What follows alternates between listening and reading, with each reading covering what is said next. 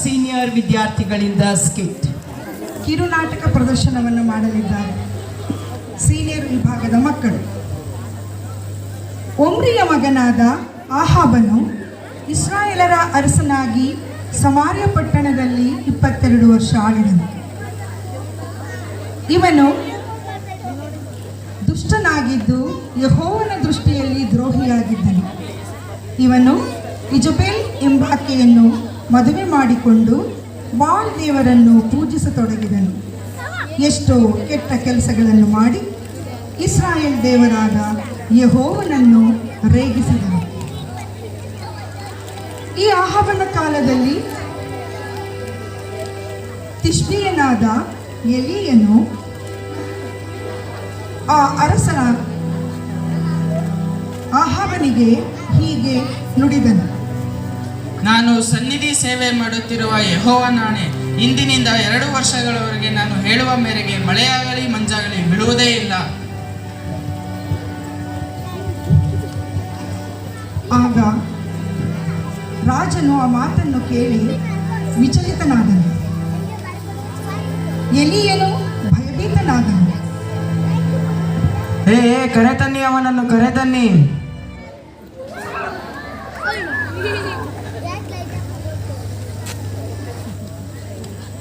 ಆಗ ಯೆಹೋವನು,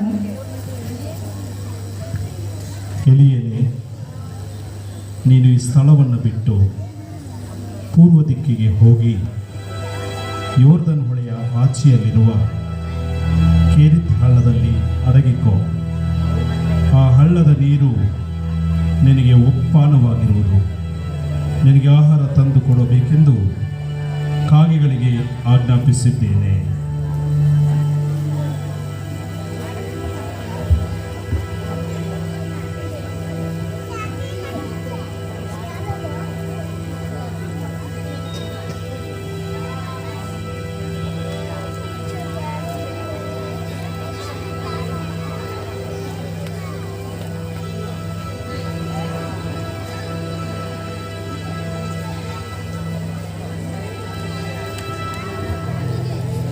ಅವನು ಯೆಹೋವನ ಅಪ್ಪಣೆಯಂತೆ ಕೆರಿತ್ ಹಳ್ಳದಲ್ಲಿ ವಾಸಿಸಿದನು. ಕಾಗೆಗಳು ಪ್ರಾತಃ ಕಾಲದಲ್ಲಿಯೂ ಸಾಯಂಕಾಲದಲ್ಲಿಯೂ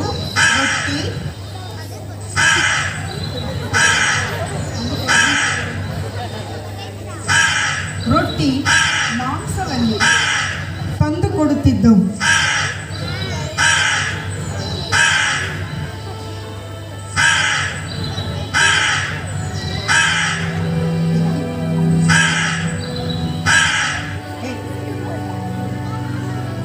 ದೇಶದಲ್ಲಿ ಮಳೆಯಿಲ್ಲದ ಕಾರಣ ಕೆಲವು ದಿನಗಳಾದ ಮೇಲೆ ಹಳ್ಳವು ಬತ್ತಿ ಹೋಯಿತು. ಆಗ ಯೆಹೋವನು, ಎಲೀಯನೇ, ನೀನು ಇಲ್ಲಿಂದ ಚಾರಪ್ತ ಊರಿಗೆ ಹೊರಟು ಹೋಗು, ಅಲ್ಲಿ ವಾಸಿಸು. ನಿನ್ನನ್ನು ಸಾಕಲು ಒಬ್ಬ ವಿಧವೆಗೆ ಆಜ್ಞಾಪಿಸಿದ್ದೇನೆ ಎಂದು ಹೇಳಿದಾಗ ಅವನು ಎದ್ದು ಹೊರಟು ಚಾರಪ್ತಾದ ಊರ ಬಾಗಿಲಿನ ಸಮೀಪಕ್ಕೆ ಬಂದಾಗ ಸೌದೆಗಳನ್ನು ಕೂಡಿಸುತ್ತಿದ್ದ ಒಬ್ಬ ವಿಧವೆಯನ್ನು ಕಂಡು ಆಕೆಯನ್ನು, ಓ ಅಮ್ಮ, ಅಮ್ಮ, ಓ ಅಮ್ಮ, ಬಿಲ್ಲಿ ಬಾ, ನನಗೋಸ್ಕರ ಒಂದು ತಂಬಿಗೆ ನೀರನ್ನು ತಗೊಂಡು ಬಾ. ಹಾಗೇ ಆಗಲಿ. ಓ ಅಮ್ಮ, ಬಾ ಇಲ್ಲಿ. ನೀನು ನನಗೋಸ್ಕರ ನೀರು ತರುವಾಗ ನನಗೊಂದು ತುಂಡು ರೊಟ್ಟಿಯನ್ನು ತಗೊಂಡು ಬಾ. ಅಯ್ಯೋ ಅಯ್ಯೋ ನೀನು ನಂಬುವ ದೇವನೇ, ನನ್ನನ್ನು ಕ್ಷಮಿಸು.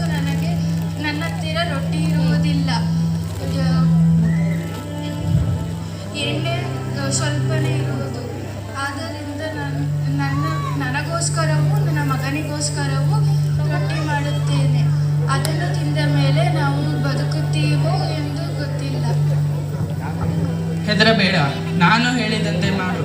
ನಿನ್ನ ಮನೆಗೆ ಹೋಗಿ ಆ ಹಿಟ್ಟು ಮತ್ತು ಆ ಎಣ್ಣೆಯಿಂದ ನೀನು ನನಗೋಸ್ಕರ ಒಂದು ರೊಟ್ಟಿಯನ್ನು ಮಾಡಿಕೊ. ತರುವಾಯ ನೀನು ಮತ್ತು ನಿನ್ನ ಮಗನೂ ಸಹ ತಿನ್ನಬಹುದು. ನಾನು ಇಸ್ರಾಯೇಲ್ ದೇವರಾದ ಯೆಹೋವನು ನಾನು ಮಳೆ ಸುರಿಸುವ ತನಕ ನಿನ್ನ ಮಡಿಕೆಯಲ್ಲಿ ಹಿಟ್ಟು ಹಾಗೂ ಮೊಗದಲ್ಲಿ ಎಣ್ಣೆ ತೀರುವುದೇ ಇಲ್ಲ ಎಂದು ಹೇಳಿದನು. ಆಕೆಯು ಹೋಗಿ ಅವನು ಹೇಳಿದಂತೆಯೇ ಎಲಿಯನಿಗೆ ಒಂದು ಚಿಕ್ಕ ರೊಟ್ಟಿಯನ್ನು ಮಾಡಿ ತೆಗೆದುಕೊಂಡು ಬಂದನು.